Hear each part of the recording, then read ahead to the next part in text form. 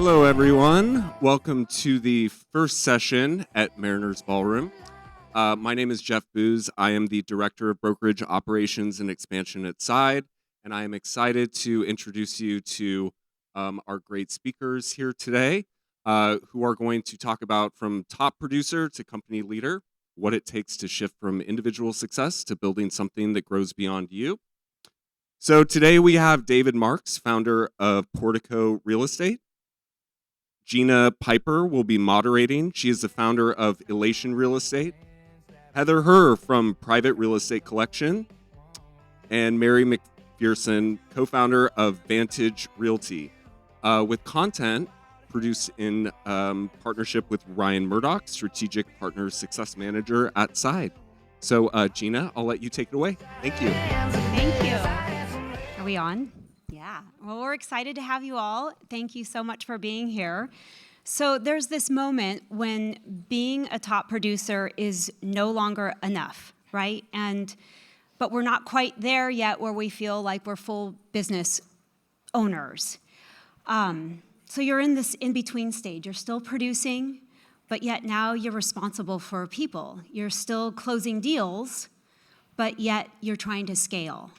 So that's what we're going to talk about today, is that shift in identity and that shift in leadership. So what got you here, that hustle, that personal production, is not going to get you where you want to go. So I'm super excited. We have a powerhouse of a panel today, and we'll share with you our struggles and mistakes, and also some of our successes, and hope that that helps you with scaling. So I'm going to introduce our awesome panel. I'm going to start with David Marks. So David's been in the business 15 years. He launched in 2023, has 17 agents. He is in Seattle, Washington, and his company is Portico. Hi, I'm really happy to be here, and really encouraged that we've got so many amazing side founders and brokers here who are just eager to learn from our mistakes, our successes, and I don't have a QR code like everybody else does, so if you want to ask questions after we're done, just come out and let me know. Thanks, David. And David's superpower, by the way, is retention. We'll explore that in a little bit, though. Next up is Mary McPherson. And Mary has been in the business for 18 years. Mary has 33 agents. She's based out of San Francisco. She launched in 2023. And fun fact, she's opening a second office this summer in San Francisco. Yeah. Thank you, Gina. You're welcome. And Heather Herr. All right, she's a rock star. 22 years in the business. She's been rocking it. And she launched in 2022. She has 5 agents and 5 staff. She's based out of Kentucky, Ohio, and most recently, Florida, which is pretty cool.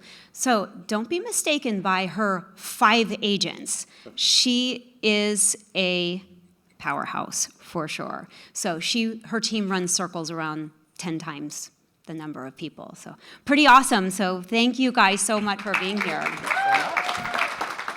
So as top producers, we're rewarded for our hustle and our drive to be number one. But company ownership demands something totally different.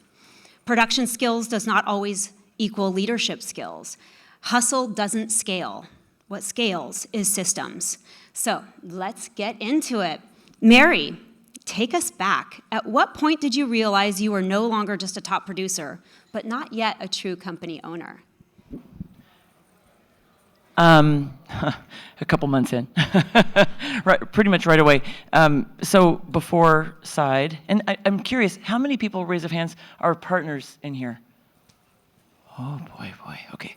All right, I'll try to make it meaningful for you. So, you know, we were a really good, solid team at Compass, small team, doing a pretty solid book of business. Our last full year of business before we made the jump over to Side, we did 100 million. And we could have kept grinding that way, you know, a little bit more every year. We had a really tight team, 5 of us. and really loved it, but kind of tired of the corporate thing, tired of the Compass thing. And David Cohen, if he's in the room, good friend of ours, he introduced us to Guy, rest is history, one of the most lovely people, right? And we thought, okay, we could do things really differently. And I just, mistakenly assumed I could take the same skill set from Compass and I used to coach at Compass and take that over to Side, and you just can't. And the first thing that kind of broke was my capacity, because I'm trying to do the top producer thing plus help my agents with pain points. And I've learned that as a company owner, our job, our priority, there are agents, right? And we want to always prioritize clients, but you can't. You have to prioritize the scaffolding that helps clients, and that is with your agents. So your agents come first, and removing pain points and setting up systems for them and really helping them in that way has been the eye opener for me. So we're still learning. We're only 3 years in, but that seems to be the biggest lesson so far. Thank you, Mary. Heather, will you touch on that? I liked what you said about coming from a different space, because I was at Coldwell Banker prior to coming over to Side, and I thought I had it all figured out because I had a team. We were a larger team there, and that was kind of when the bigger teams were pretty popular. And I thought I had all figured out, we'll take the whole team, and I really didn't understand how to fully run a business the right way, where I really feel like Side helped me understand the full capacity of it, to bring us over. Thought everybody would come with me, and it turned out that pretty much almost every person on that team didn't make the transition or came and didn't work out, which is fine. A couple people did, and they're here today, and I'm excited about that. But I learned quickly that I had to just change everything and do it the way that was right for us, and to really kind of scale down, make our team smaller and more mighty with a better culture. And that changed everything. I'm a huge proponent of a culture, and it has to work. I think someone yesterday talked about that, and I think they said they even interview, agents interview each other coming in, and we have the same thing. We have a great family, and I think that was everything. That's awesome. I love that. Okay, next question. Where were you the bottleneck, even if you didn't want to admit it? For me personally, when I opened, and I didn't introduce myself, actually. I'm Gina Piper with Elation Real Estate, and I've been doing this for 31 years, selling for 31 years. I launched in 2020, and I'm in Pleasanton, California. So when I opened the doors in January of 2020, then the pandemic hit in March, so that was all very weird. I let anyone in. I literally just opened the doors, and suddenly I found myself with 40 agents. And I didn't interview. I just said, yes, feel free to come in, no problem. We'd love to have you. And that was such a massive mistake. So it took a couple of years to filter a lot of those people back out and kind of lean up. We're currently at 22, which I feel like is a really good number. And now interviewing is completely different for me. So yeah, it's a strange thing when you really just don't know what you're doing, and it's a little bit of ego, right? Oh my gosh, you want to come work for Elation? Okay, come on in. No idea who these people are. So anyway, David, can you speak to that? Yeah. Fortunately, my growth has been organic and it's been phenomenal. So we've managed to retain a great company culture, because I think like-minded people want to be with like-minded people. But I realized at a point that I always thought people wanted me, they needed me. And I realized that they want somebody who works like me, meaning, ethical, empathetic, putting the client's needs first. And once I realized that everybody can get the same job done in their own way, and I didn't have to control how they interacted with their clients, that was kind of an epiphany for me. And also, it's a little bit of ego, because you feel like you've got all the answers, but everybody has their own answers. They just have to find their path to serving their clients in their own way. So true, so true. Okay, Heather. Oh, so for me, one funny story about me is I have a master's degree in art education. So I taught high school. I thought, I'll never teach again. But I think coming back into having my company, I realized that I was really good at educating. So I was coaching and helping my team, and I was trying to do too many things, I think, at the time. But the one thing I love the most is marketing, and I realized that I couldn't do everything. I would say, oh, no one can do it like me. Well, that was the biggest mistake, because you can't grow a business if you're doing everything, and you've got to let that go. So for me, it was like letting go of doing everything and being the one that's always doing, writing things for people. So letting that go was a huge growth thing, and that really probably didn't even happen until this year. Otherwise, you get burnt out. And that's the thing. You don't want to get burnt out. We all know that's a hard business. So. Yeah. Thank you. Okay, what part of your identity did you have to let go of in order to scale? And Mary, I'll start with you on this. I think my husband's in the room. So I'm a control freak, he'll tell you. And I really like to feel needed. I think that's for the moms in the room, you can probably appreciate this. You feel needed, it becomes part of like your ego, your identity. If people need you, somehow you're more valuable. And if you can shed that, then you can really like pivot and listen. Because if you're truly control freak, and I think a lot of real estate agents probably are, you're not really listening because you think you're going to fix it. You're going to step in and fix everything. And if you can listen to your agents and hear what they're struggling with, and let go. And Kathleen always talks about the ratio of the 2 ears, 1 mouth. And someone said that yesterday at the I think it was Pat at one of the seminars. You're helping solve a problem by giving them autonomy and being there for them in ways that maybe no one else has been. And early on, when I first joined Side, somebody at Side gave me the book 10 Times is Easier Than 2 Times. And if you haven't read it, I suggest getting it ASAP.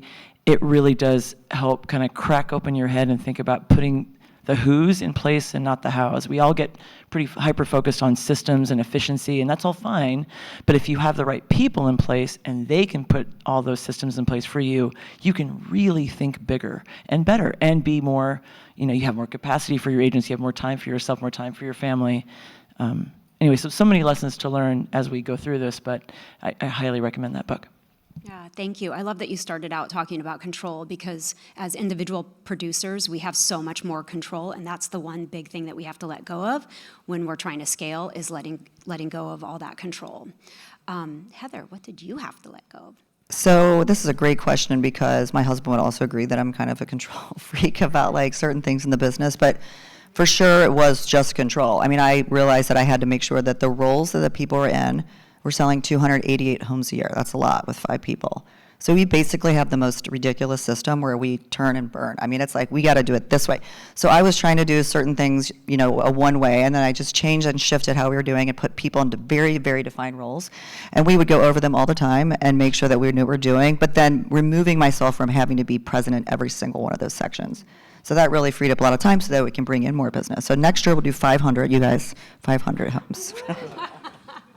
Nice, thank you. David, what did you build before you felt like you were ready and why? When I first decided to join Side, I had my onboarding with Guy, like everybody does, a Zoom call, and I asked him about a brick and mortar. Do I need an office? And he said, don't do it yet. Then I realized I came from Compass with 5 other agents and knew that if I needed to grow this company, I needed to have a place to collaborate. And despite the fact that I love my home office, my commute's about 2 minutes from my bedroom, I knew we needed a retail front. And I leased a great space. It's stocked like a Compass office with snacks and food, but we have wine and beer as well. And my agents don't use it as much as I'd like, but when we do spend time there, the information that's shared from our tenured agents to our new agents is phenomenal. And people are not, we do a monthly meeting now in the office because people love to connect. You can't have that, you don't have the ability to create a culture if you don't see each other in person, I believe. That's just my take on it. But yeah, that's been the biggest takeaway. I wasn't quite ready to do it, but once I took the plunge, I could just see everybody's ability to perform was just greatly enhanced by that collaboration with everybody else. Nice. Mary? I'm just going to repeat what David said. So we just got our updated quote for drywall at the second office, and it went from like 12 to 20 grand. Okay. But yeah, offices. We built offices before we felt we were ready. But as somebody who works really well in an office and I can't work at home, I'll pet the dogs all day. I'll do laundry. I'll do everything else. Right? You'll do dishes. You'll do everything else. You won't actually get your work done. But you go to an office and you feel part of like a team, and it's just a more professional environment. And to me, that was a non-negotiable. We had to have an office. So now we're on the second one, and we're, again, about removing pain points for agents. We're going to where they want to be, and this is across town for us in San Francisco. If you cross Market Street, even though it's 5 miles, it's 45 minutes, but it's going to be really helpful to the agents who are on that side of town, and again, about removing pain points and giving them the support and the scaffolding they need. To me, it's just a no-brainer. Yeah. Yeah. Heather? What did you build before you were ready? So similar thing. I mean, my husband and I own a social club, which is fun, and it's we had events there, and I think we were just doing too many events and things like that around side the business because we're so busy. But luckily, we do have that place, and I would say that our gathering spot is key. Pretty much just not meeting enough, in my opinion. We were trying to do too much virtually and not be together. Like you, we do a meeting every week, and we love being together. I don't expect everyone to always be in the office because we want to sell and stuff, but it does really bring everyone together. So having that space was good. And prior to that, when I was at Coldwell Banker, this is one of my favorite stories, is that they had this great location and where we live, and everyone when I left was like, oh, you're going to miss that location. So the greatest thing is that office is closing, and they are going to be upstairs in my building, and I'm going to wave when they come in, and I'm having a party. I'm going to, like, you guys, I'm having happy hour at our social club. Everybody, come on down. All 4,000 people. So anyway, it was like karma. Karma. I love that. That's awesome. Yeah. Similarly, for me, I opened my office before we even launched, and that was obviously really scary. It's scary for anyone, especially those that are doing that brick and mortar. But we grew out of that office. I think we were 1,100 square feet, and within 8 months, I had already grown out of that office and signed a new lease for 2,300 square feet. And Ryan wants me to tell you all that I have a really big bar in my office. Yes. It's really big. The joke is it's one of the biggest bars in Pleasanton, but it's got full bar stools all the way down, like 10 bar stools. It's pretty cool, fully stocked bar. So come party at Elation. We do a lot of events there. It's really, really cool. So We don't drink in this business. No drinking at all. Okay, so I want to double click on retention, and I really want to focus on David on this. You mentioned that since you've launched, you have never lost a single agent. Tell us about that. I'm pretty amazed, for one, because I see stats about retention, and my brokerage is primarily Zillow Preferred, formerly Zillow Flex, and there's an incredible amount of burnout when you're doing online leads. But what I've decided to do is my splits to my agents are higher than anybody in my market, and I know that for us, our commodity is time. How do I make it easier for my brokers to not waste time doing things? So I released an amazing commercial-grade printer, so everything's free. Nobody's going to a print shop. You print from the office, 11 by 17 stapled, you name it. Snacks in the office so that nobody has to leave if they're hungry. I pay for printing, business cards, signs, everything that one of my brokers needs is there at the office. And they're not charged for it because I know the amount of time it takes me to train somebody to do online leads or just as a broker in general is incredible. It's weeks and weeks of hand-holding. So I'd rather make a little bit less from everybody, pay them a bit more, and never have to bring in a new agent and spend time training them. The other thing I'd say is I'm huge into collaboration like most of us are. I love that when we do open houses, we pay each other $150 for 2 hours because you may get a client coming in, you may find somebody, most often you're going to strike out, but you're not feeling as if you wasted your time. When we do things for one another, we always Venmo each other, and people are more willing to take on a task if they know that they're not only helping a fellow agent, but they're getting paid for their gas and their time. Awesome. Is it pretty impressive, right? 17 agents, and he's not lost an agent in 3 years. So I think that's pretty awesome and worthy of talking about. Okay, Heather, do you want to touch on retention? Yes, I would love that. So I think it's inevitable in anything in life to not lose top performers. I mean, it's hard. I've lost people, and they always think they're going to do better. I mean, honestly, every person that's ever worked in my company has 10x their business, and then they leave and they go to another company because they're getting dangled fake money, in my opinion. I know we can't ever really compete with that, but I provide a lot more than just the percentage and the split. Like you said, it's the office, it's the social club membership, it's a full membership, it's every single bill that we have I pay for, like all of the materials. And I am a psycho about software. I literally have every person out there in the conference area, I work with all of them because I want to have all the tools. And the thing is, when your top agent gets to the top, all they want to know is that you're going to keep helping them get even stronger. So getting more tools to support that person or those people to elevate them to the next level. That, in my opinion, is the most important. So you take care of your people. And I feel like for me, that's always been my goal. So it's like, I want them to triple what they're doing every year. Nice. So culture. What I'd love to do is kind of go over our businesses again, how many people we have and how many staff members we have, because I feel like we all do business so differently. And for those that want to learn, it's interesting to see how other people are doing it and really how different. There's so many different ways. Like, I'm always amazed at the number of agents that I have. I have no W-2 employees. But then I look at Heather, she's got 5 agents and she has 5 employees.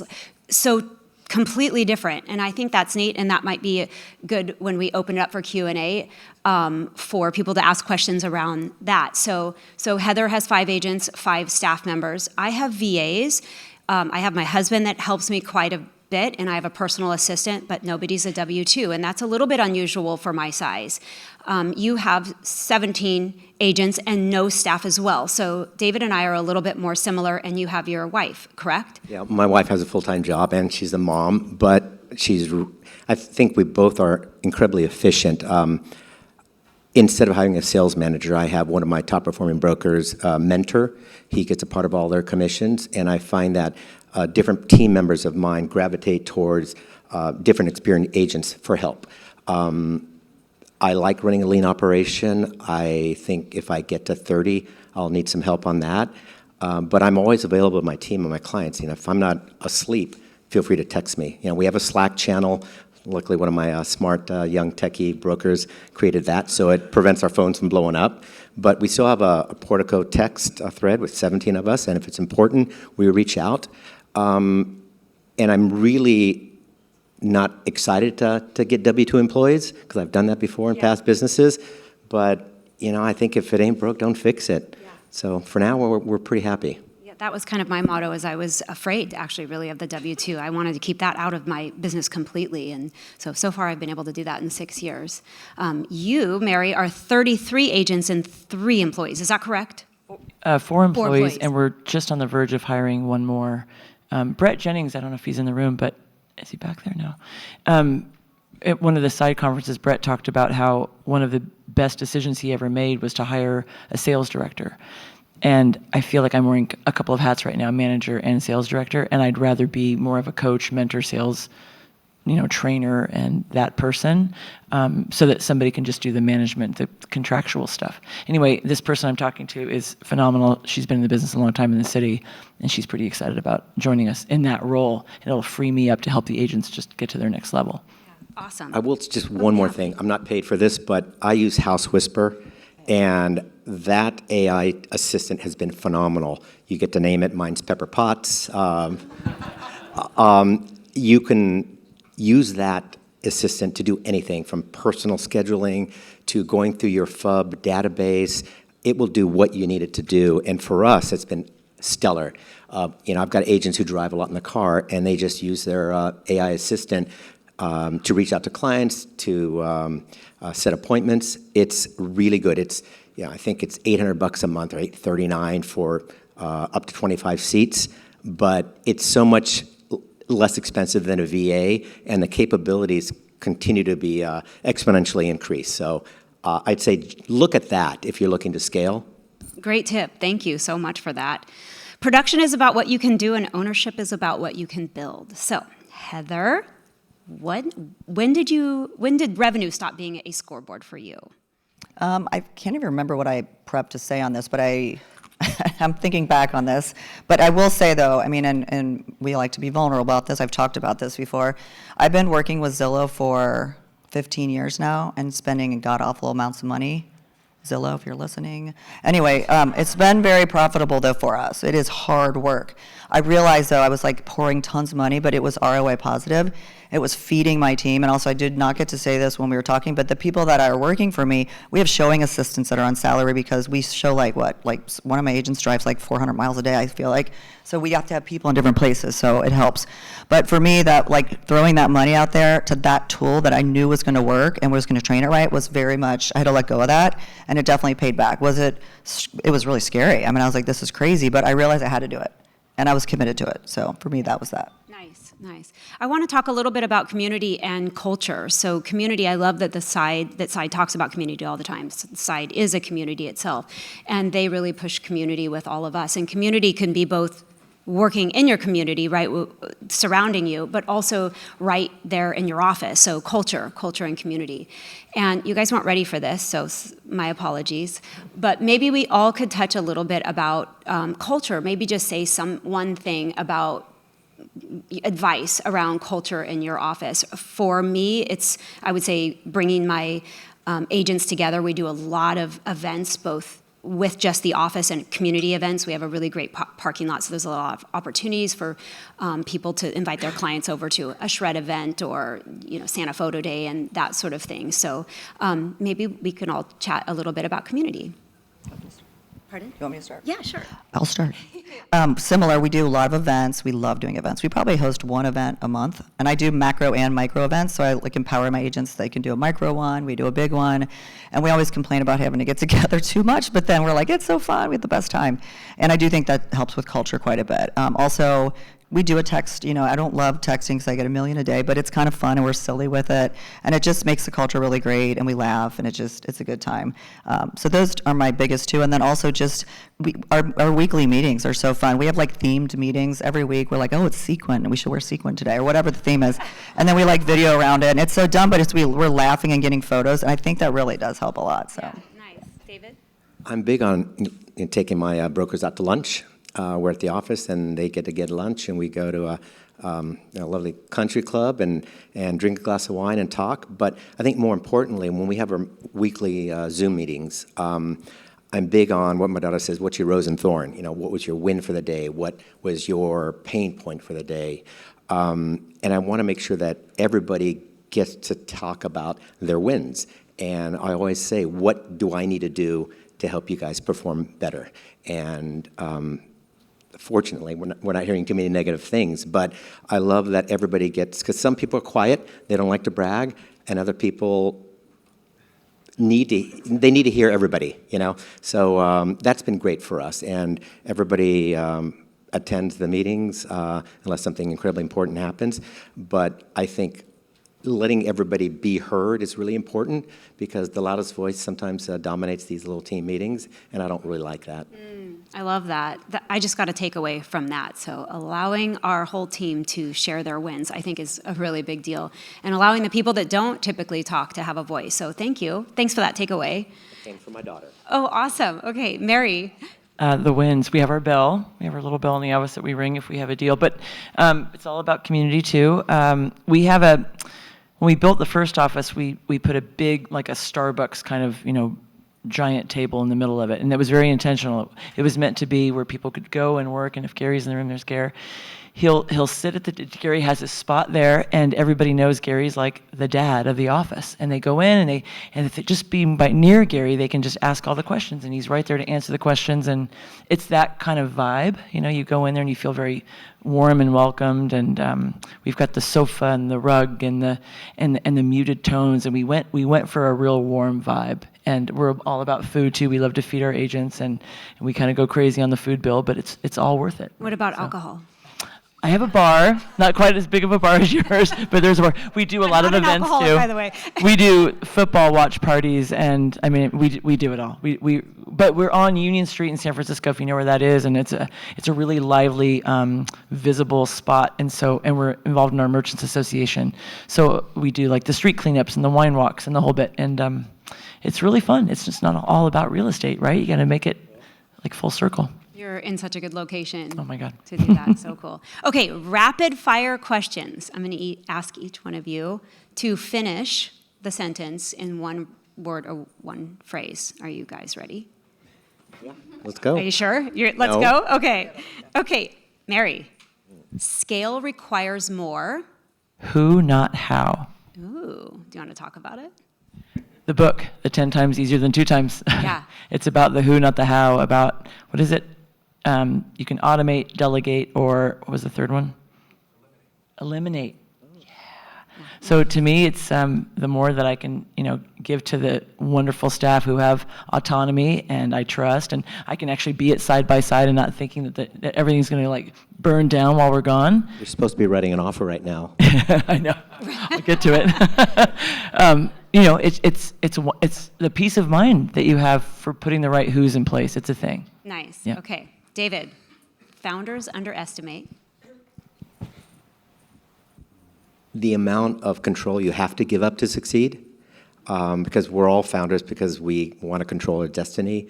But once you realize, again, that it's not you they need, it's people who work like you, who think like you, and that's really it. Just less control has been the best thing for me. We've managed to grow by me not being involved in every minutia of our business. Cool. Okay. Heather, if you want to grow, stop. So there was two. I was going to say something funny first, but I'll be serious because I feel like I want to laugh. But I would say being involved in every single decision that has to be done. I did that at first. Like I had to be the one that checked every single thing. So I spent an entire month in Florida this year. I'm licensed in Florida. I was trying to build my business, and my company ran itself. So congratulations, you guys rock. But that was it. The other thing, and I know it's supposed to be fast, but I stopped being nice. So this is not mean, by the way. I'm kind. There's a big difference. You have boundaries. When you're nice, you're like giving away too much of you, and you're the leader, you're the rainmaker. So I love my team, but I also have boundaries so I can help us grow. So I'm kind. So. Nice. Well, thank you. Well, we're going to open it up for questions. Again, thank you so much for the panelists. That was really awesome. And thank you guys for being here. And we have 5 minutes. 5 minutes for questions. Okay. For you, Gina. Yes.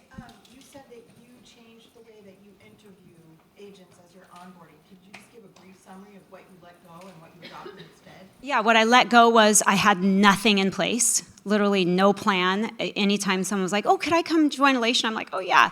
And I remember when I first opened Elation, I thought no new agents, only seasoned agents, no new agents. Then I opened, and it was 2021, 2022, which was insane, the market. So I was so busy myself that it was hard to even focus on scaling or building because I was so focused on my production. So anyone that said, can I come, I heard you opened a company, can I come to Elation? I'm like, sure. Or, oh, I'm getting licensed, I should have it in a couple of weeks. Can I come to Elation? I'm like, sure. So big problem there because, well, first of all, I didn't have the time to be training brand new agents also. So I continue to evolve in the interviewing aspect, and even coming here, I learn different tips. Like Heather even mentioned that what we heard yesterday about allowing, I can't remember, maybe it was Anthony. Yeah, I think it was Anthony that talked about how he has, his entire office has to okay the interviewee. And if one person's not okay with it, then that person doesn't come. So now I have a list of questions. My awesome business manager, Ryan Murdoch, has also helped with supplying me questions that I'd never asked before. So they're interesting questions, but then I come to events like this and I learn more things to ask and takeaways that I can incorporate. So thank you. Chuck?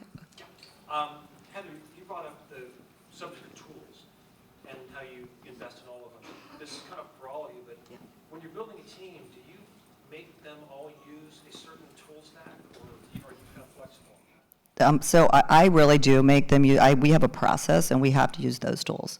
I know for a fact that like Ryan Serhant does not make his office use those tools because I asked some people that work for him and they just do whatever they want. That's great. I just think like for us, like I'm more of a perfectionist when it comes to process, so I know it works. So if I think something's not working, then I'll switch it, but I really try to get us all using the same exact thing.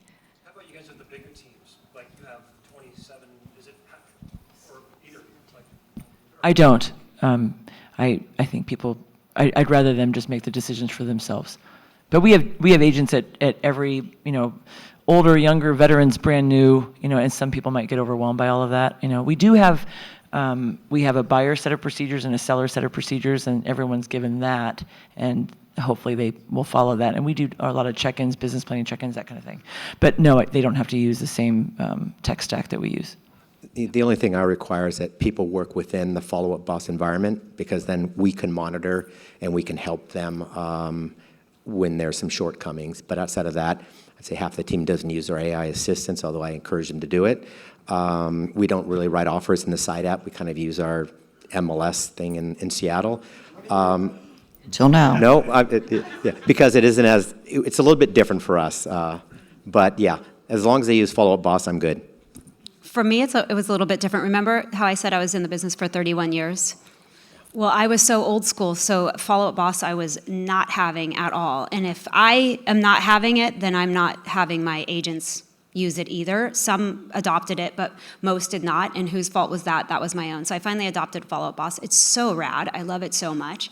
And now everybody's using it, and now I'm requiring everyone to use it. As far as the side app, you are not allowed to write an offer without, you are not allowed to do any contractual stuff outside of the side app. I love it so much. DJ, yeah. As big producers, there's agents who come and interview at a brokerage that are either threatened by you being in production competition with them, and some agents who are attracted by the fact that you do that. How do you guys manage that, and have you found that some are a better fit? Is it the ones that are attracted to the fact that you're doing that business versus the ones that are repelled by it? I'll speak to that. I think my team realizes that I still have really good production, and the more I make, the more I can give. So if I'm not feeling financially pressed because I'm crushing it, everybody gets treated. We go to conferences, we have events. I've got hockey tickets, and the team benefits from my personal production. But my personal production is never at the expense of being able to give time to my team to help mentor, go out to lunch, and collaborate. I'm similar. I mean, I do some stuff, but I give away a lot of my own business, so that's hard for some agents to do, I think, but they see that, so they recognize that. I don't have any trouble with that, but I'm just like the most non-threatening person you'll ever meet. You guys, so it's actually just fine. Yeah. That's a wrap. Sorry, we can't do any more questions. We have 39 seconds left. Oh, yeah. Oh, we're over. Thank you to our speakers. Please join us for our next session in 10 minutes.